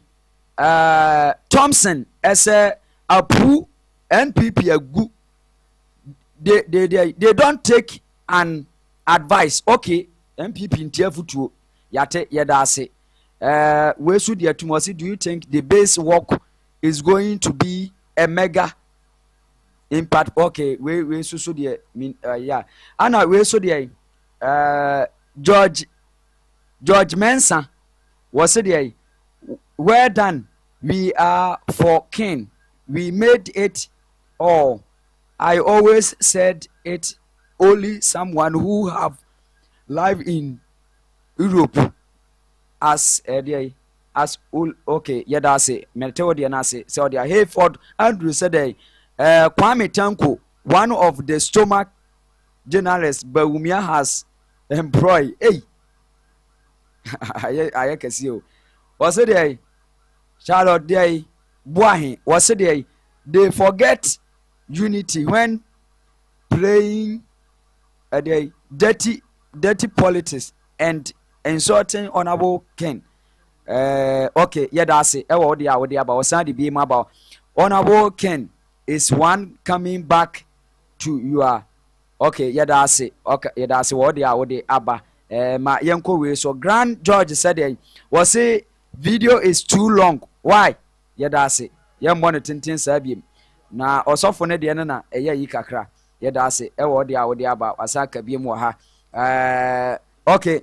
Afede yenko so na yenko hwe eye osofo no enkom sha wo share 3 years na enra wo grantee interview ewo na 2 TV eye the seat ensem a osofo no ekafa National Cathedral na Nana Dankwa Kufuor antimiansi na NDC fo so esre no wantimiansi ne asade ene ade bi a eyesa His Excellency John Dramani Mahama etimi ye ansana ensu a eto ene de nyame de ahye ne mu se wodi betua ye ka no wodi atua ye ka na se wagyan okotu quotations ne ade yentie Prophet Youngson Emra CCA. So we share Matthew chapter 13 verse 11. Or say, no dear, a son say, you're the every so at the amamuti. No, but not here.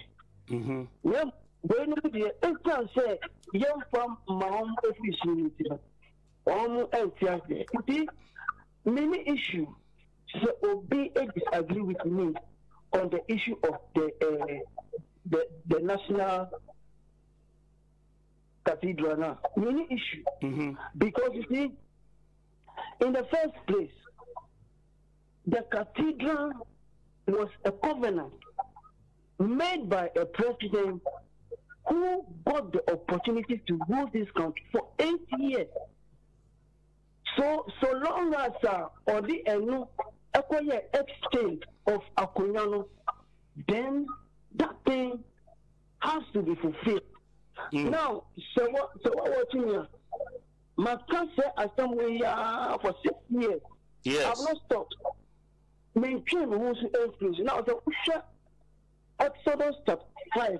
Who say Abria Moses or call or Hini Pharaoh Honomono. Or the Nisat actually be vision actually. Say Onyankopon say, let my people go. He pointed his hand to those people. Now Okasa SMVM. He was consistent. He didn't move. Baby, Ojinaya, and the proceed said, Onyankopon or share in the end. If you mean himself, send it to Biano National Cathedral now. The demons are appointing Assembia Maka Afahubia. Nimse Name Obema Ebebem. Now, people will now understand. After Mame, the last time I'm about to show you, me catch you say, O Mampania or Sisi, Onyankopon Epebribi Efriho.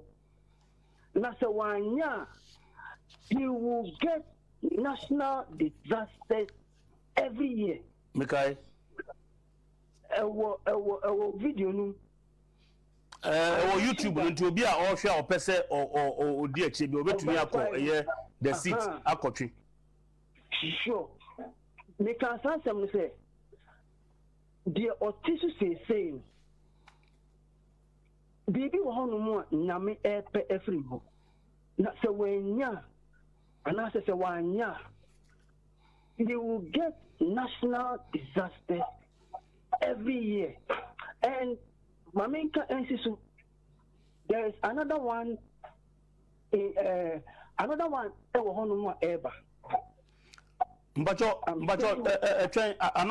then there is a national disaster bill I'm telling you. You see, I don't think we can say you can never understand. But when it is given to you, then you will understand. Young guy said, obey Bibia, obey Yachire, Nakua. So, there is another one now, a pipeline more ever. Now I know, sir, on Yankupon or can't answer, you see, until, sir, a nipa, ebe who de Nami air, na almost free. And your man and your answer emphasis. God always put or punish in nipa our home. Now also a better to say is you and a toll and no a season. But when you look at the way is see a toy now share and your man says now share on my money na baby there is something that has happened out of it in Soya a Jordan. Nothing should tell you say there is something God is angry about. Me and Hami so obi and Tiasia that is only panel a problem. Maybe dear say young country me say menka. So what watching me? I don't just menkasa keke. Yes. I don't come out to say anything. Anytime you will see me say my Bible here me can be not a Gina national cathedral. So I have remained consistent, I have remained resolute because I know say Namina odi na siamono asmami. He will bring it to pass. Now ebenu soon everybody will understand say yes, God is a sovereign God indeed. Prophet, enti edien na yenye saa nia ose enam kwan so ebe yi. Edien na yenye emfa wo me ameti he edien na me ya fa wo ena womo ayede tumi ahye wo nsem so no edien na womo yemfa ho se be ya nia wose enam kwan so be yi ehu hayen bebre. Okay, oni omo tumi hye omo nsa omo na esese omo di animu na omo ye bibi found. Now share Bible say yen chichi nyankopon God cannot, you see, the word cannot, God cannot be mocked. God cannot be mocked because it carries serious consequences. No, now say the opposition. Now we can say, oh, I saw it down with a swimming for smoke. Na anka o mampeni akufado or the tikanu koma enyanka, then you are udi onyankopon back down to a lower thing. And name yamfano down so God has to be always exalted. You can't bring God down. You can't compare God. Sorry. Yes, you can't compare God to anything. God has to be always exalted. Well, now say opposition. Now say who could share a school for? Now customer will say sorry down way a Kufuor na Okoshebo. Now the question I ask is Oshebo onya akonya na se wenya Okoshebo no onya akonya no ehu esika no odi bi tia amafo efis ana se wa fa bi enti amafo fi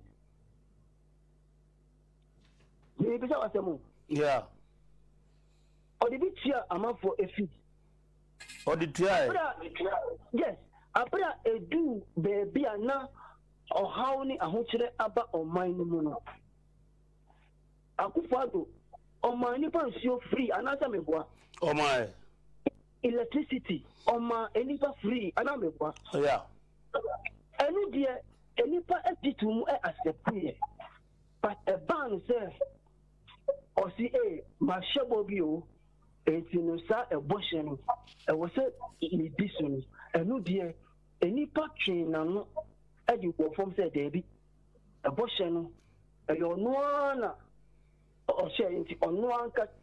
Now, the question that I kept asking at that time, and he said, free SHS, no, Nanado, ni bottom Esikana, or the Koya. Very. I buy Esika, and Argentina on one leg, and no, dear, Usi, or Chedia, I will take it. No, mom, ye see, I saw it dying at the ama of my money, and no, dear, I won't accept it. And no. So we yes na uma Nyankopon ebufuhim aba oman na makatro se yanhwe edan ho asem anka ne ya economically we will not come out of it. And I have stood Medina me now so akasa se musa yan pebribi anye wo edan ho. I am telling you, economically, we won't come out of it. And the last time I told you, send me a man who can sign it. He does sign it. Slow corner, a ban slow, and a driver for increasing almost at first.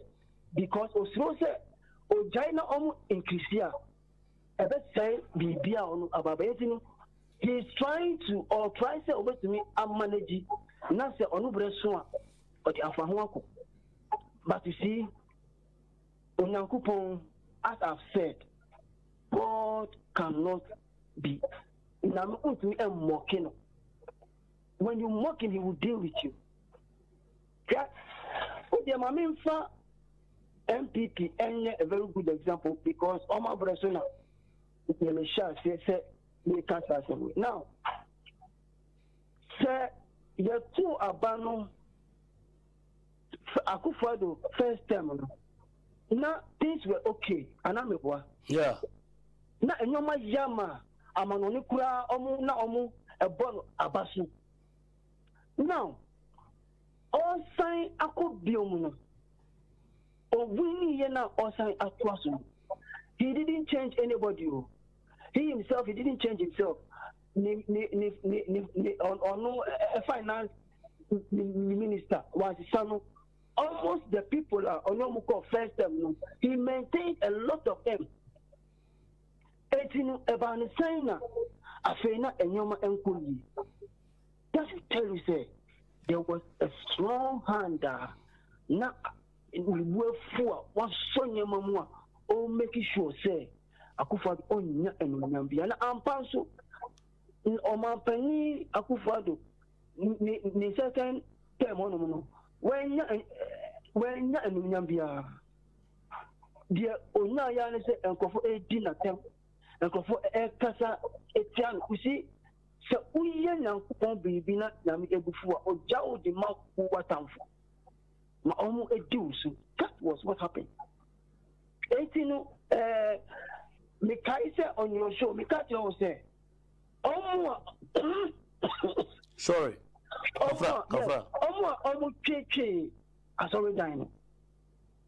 They need to find a church and go and plead with God. Say, Sama Omu Kafa Edano, not a no pray. It's almost 7. Almost a bonny any day, and so on. And yes, you see, Name Asutrain any time of the paper, it can come at any time. When God wants to say Name person or punish you, he chooses his own time and he will do it. The only thing is that they should look for a good church and go now omuko silenya kuponsi and some omuka fa cathedral and he said yen wie dan na omuko ho ekotwa ahomamuhwe. That was the height. That was the height of dishonesty unto God. So, and you know, they should go on their knees, find a good church, and ask God, say, offer omu ebony and then enter omu. And yes, sir, you see, we are in this country. You will call me again. I'm telling you, you will call me again.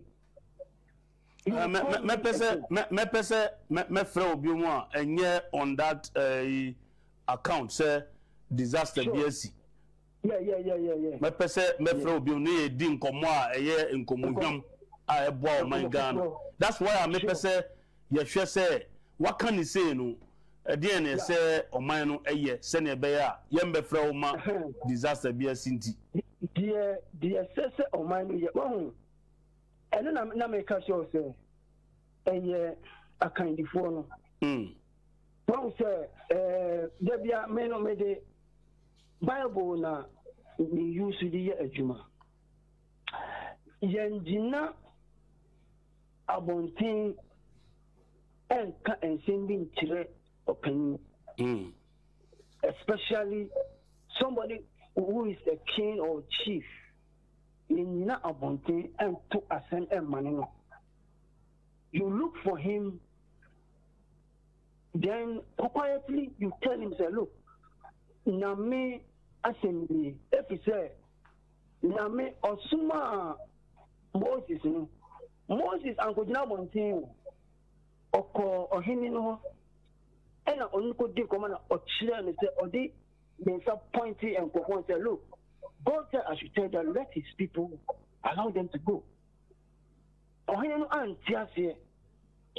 Moses remained where he was. And you know, that is when the last time no but in fact me wo ahobwamu a me ni ebinum edi enkomo se bia omo betumi atwemi aben o mampani de otisui na metumi aka kire no because you see his 4th year no won't be good. Omampani His Excellency John Dramani Mahama the 4th year no the last year no say the wo no now say young country no amananya his 4th year won't be good. To oye dia the 4th year no be so abaya mi deposit anka this afiwe na me be obaya adom na we bie kwan na me hia no na maka asenko na kire no na yan hwe say next year any next year biom no say disaster bi ebesiana me bo umpire pa say na me be ya madom na omo a ni omo edi enkomo no omo betumi atweme di aben no na maka kire no say na nyame osie nyame ebufu a edaw so no ha na ejina na yenhwe se otie no asukamu a na yenhwe se next year disaster bi ebesiana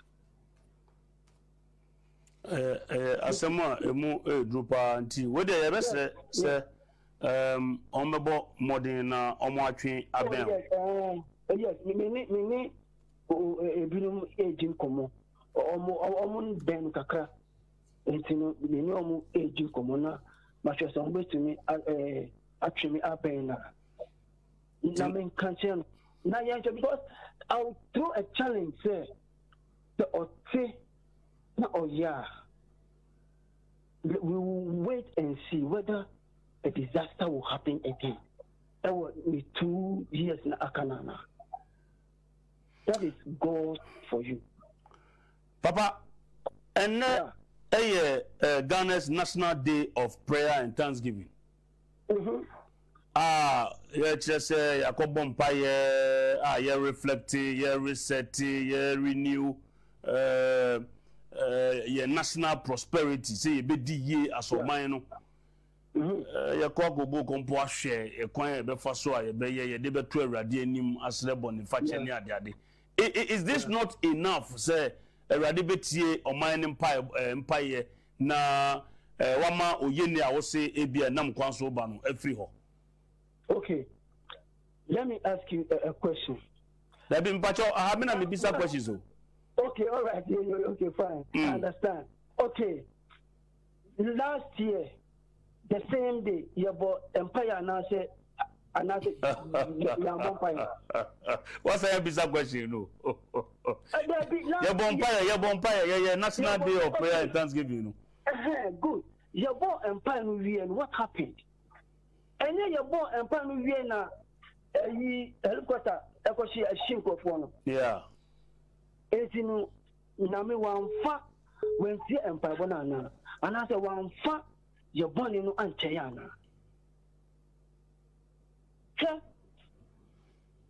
I'll always make a deal with every time. Me the main son appointed BB. Me mean some free home. And so long as I mean ye mean some free home, Namisu ain't many free. Last year we prayed. And your boy Empire, your boy Empire. I think that in a month na omamuni na DRO. Yeah. Exactly. This is not about omamuni na, but this is about obia. What demean onyankopon authority? You see, when you demean God's authority, He sees you as his adversary, and He will punish you. atiefo kyese enye easy kura papa na kansem ye na enra eda papa na kasa nyina na utimu se wo kasa wonimu ene ade we ye nkomhya wa hyede ato atwam emfiensia ni ana wo kan national cathedral ne ho asem se na nado dankwa kufuado wantimi anwie anase ni wi a wantimi anwie a Ghana for esre no ada ebisa da ne swimming pool ne ho nkro ne ba ne ade no na nado de wa free so na emom okọ Nyankopon anim asema oka ne se onyame mani di nkunimu a wo besi asolidan kese wo man Ghana ha ya tontom ono Onyankopon na nanado dankwa kufuado antimi anye se bohye no ene wafiri wo mokọ saade na wanye ene nsem bia ye kai se yemfa sika ne kura nkoma enyanka yemfa se sika ne kura nya de papa wo kurom ani ade no saade na ye kekan ni ade no amanyankopon bu afu eno nti ane ensuo ede abepra enipa bebre abedi awu abesesa niema bebre edwapade ne ho nkro de ba ne ade bebre no na saade no ye mampani a wote sui eye His John Dramani Mahama eye na sede se woye ade a nanado dankwa kufuado na wokwaka kire Onyankopon anase osrei efiri Onyankopon a wodi tumi ne ma no ababeka ho ye Ghana sika Ghana niema ana yese ye de national cathedral nti wonde obena afa mu de bia se wone eye His John Dramani Mahama bedi nkomo na de wose omoye ema otwedi ampo Nyankopon ono so na koma etimi eto ne yam na ensu a waye na adwen se wode bese ye anase wode eye na bufu a eniema ye kekan ni ade wode bese no no sofo ne nsam de waka bebrebe yeso obi asa wo sa na wo chia wo pa bebrebe yada mu nyina amase Nyankopon enhyira mo ba bia mu yi musika ede to mo credit digina so ede hwe bia Nyankopon enhyira mo yembotaye ne se yebekasa se ya nanka yenso ya hye de ama afoforo na niema pa ye ba yenya no yenso ye de ama afoforo nanka yetimi atretre na ya yekese na yetimi adi nkomo a etimi aduro mampani nankasa enim straight nanka waye enye ne bone ena enye ye interest enti na da bia ye ba eba be kasa kasa na emom ye de kakra ye ede ama ye man Ghana na yenso Nyankopon busa yenya yenso ye de ye be ye be kan sempa ede kire ye mpanifo ye be kan de yese ye kan ede kire ye mpanifo na antie ye meje na ye mfa me kan sem ahodo a enim ye wu a Nyankopon so ebebusa ntie da wase so ababa betie enokro twedi ampo Nyankopon ya adom a eye Dr. Otibonsu eku a wate anase na manyoku a wote se ebeba beye party na ababe gina na so ababe gitumi ede ababe boa empanifu a omo ababe di wo man so nyuma omo antimi anya ne ade no omo atimi ababe be yese nyuma 2028 na timi ababe boa amemabunu a monam street so aye stranded enya bibia enye wo krom ase no wo so atimi atumpon wo krom ase na ye ka yatimi so aboga na di Nyankopon ya adom a omo so omo de mega work ehhehye so ewa asante mantem ha na meka se mpanifu ababe piemu de se wodwane ye ntem a Richard Mensa abra omo de omo press conference ne koy no wodi munchiremu ene ade e de breye ade bia wa hyase bia wo na wie ye kina take note ahaya Greater One Studios yes the life ebebremu na masa ahwenti de bekoso wa asante mantem wa bia no ye de camera de kira ye de be mamo live ama mo somotimi ahwe bibia ebekoso e wo the base enti kina second dia kompra kwa Japan ebe dwane eye wo mo work no anase won dwane ni nyina no ade kya ana ye behu ba bia susu ade bode hono ede ebefa de adu ya me no kasa de yemfa sida PSA ema eye kwadwo one paki videos ni nyina ede eba saso na champion jz enso ebo ye chidom ema videos ahodo ni production ni nyina so eye kama saso na 7 enso eka ho midin ede nana kedua wa wugina soso no nyame nhira wo so ka ho ana ye production nyina de ba ma men kan fu Greater One Media emfa wo se wo number 1 media emfa wu adwuma a wode bema omo no emfa ni agro eye Greater One Media to the sense say your birthday na wudie eye na wo ye adwuma de bia wudie bia pese kwa be fontintan so bia no fada Greater One Media fi so omo ene ya asoro bo a chese wugina esoro ana wugina fom na okotokore ka soro a wo mo eyi de brewa sondwe mu a bone bia enka na no dwumadi ahodo ayi kokodi ye nyina no ebinim tua sika ne sa de bi sa to so se munyuma efe ene de we am se ye madwuma no eni ka eya ahomeka too much munyi bi nka ho ye ka che wo se enye sika no de charge ye ne de eno ane ye de charge kitwa bi ni ya adwuma ne kese de amanya Greater One Media wonya ne ba bia enti fa wodwuma ene obi bia fa bedan Greater One Media ye bobosia se obi bia firi mu kafra nyankopon onfa odehye ne ekra ensie ye enti ye na wo ye na wonya sika wo de be ye odehye na ya Mr. Greater One Media ye na emomo obi asabe wo ye sansani kohwini de amsia ye ma oji a wontua to obi an wo de police fo be san na kira nkwa akobu nam esan de asemfo fraba nti wo sa no wusi ade ayesi hu na emom wodi hu ni na wo ye obi bia kama de na akwam de Greater One Media na beje bosin aye de be mam koye wase ayiye ne ayiye bia ewo de da ho mama nsan se de otwadi ampo nyankopɔ hyehye ewo de to no saa pepepe ana obi wu a yesi ye kura na chi kama no nti empa nungwase bia ni nti no ye mpanifo aye nhyehyeye edi sika pudu asi wo no mo de ama se ode hye ni firimu a rabeji sika no nefa koye ode hye na ayiye se de be ya obekura na fefefe enu nti peke number na eda se wo no mo fra Greater One Media ebeje wo so na omuso akọ emuasa ediama wo abrochi ba bia wo bia hwe ho so ye nyankopon do pa ni nhia ekina ne mfa another edition of Ghana Input to me din edina na kedua dwuma de me na me din ho chia me bye bye.